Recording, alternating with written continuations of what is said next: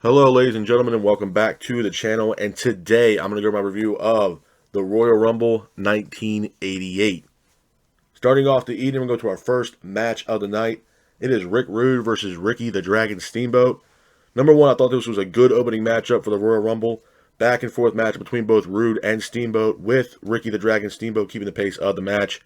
Ricky then goes for a crossbody on Rick Rude, but instead hits the referee due to the fact that Rick Rude moved the referee in front of him. That way he didn't get hit by the crossbody by Ricky the Dragon Steamboat.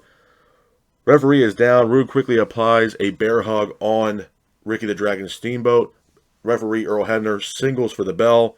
Rude leaves the ring as if he won this match, but referee or Howard Finkel ended up announcing that the winner of this match due to disqualification was Ricky the Dragon Steamboat.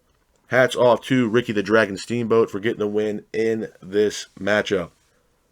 Moving on from that, we go into our next match of the night. It is the Glamour Girls versus the Jumping Bomb Angels for the WWE Women's Tag Team Championship in a 2 out of 3 falls match. Number one, I thought it was an okay matchup. Back and forth matchup between both teams, with the Jumping Bomb Angels keeping the pace of the match. Judy Martin hits a devastating release powerbomb, pins for the 3, and the Glamour Girls get the first fall in the match. One of the Flying Bomb Angels end up hitting a roll-up on Leilani Kai from the Glamour Girls, pinning her for the 3, and the Jumping Bomb Angels end up getting the second fall in the match. Then the Jumping Bomb Angels hit a double drop kick off the top rope on Judy Martin, pinning her for the 3, and your winners of the match at that time, new WWE Women's Tag Team Champions, are the Jumping Bomb Angels. Hats off to the Jumping Bomb Angels for getting the win in this matchup. Moving on from that, we go into our next match of the Royal Rumble. It is actually the Royal Rumble matchup. It was a good matchup. Bret Hart and Tito Santana were number 1 and number 2 in this in the ring. The last 2 competitors in this match were Jim Duggan and One Man Gang. Jim Duggan ends up eliminating One Man Gang in this matchup to win the first ever Royal Rumble. A couple of things I'm going to say about this matchup, man. Number one, obviously Vince McMahon and WWE did not know what they had with the pay-per-view Royal Rumble.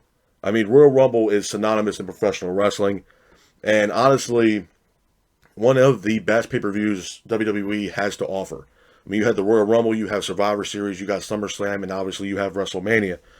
But Royal Rumble was always synonymous in professional wrestling because no one's ever seen, a 20-man, Royal Rumble or Battle Royal or a 30-man Battle Royal. The 1988 Royal Rumble is exactly what we got. We got a 20-man, Battle Royal, over-the-top Battle Royal that just, till this day, it's still being used. And it's made superstars. It elevates them to a match at WrestleMania. It gets, people do return back to WWE for, a one-off match. It's fantastic, man. Absolutely fantastic. I don't think, like I said, I don't think WWE and Vince McMahon knew what they had with Royal Rumble. It was an absolute gold mine of a pay-per-view that they had. So, hats off to Jim Duggan for getting the win in this matchup.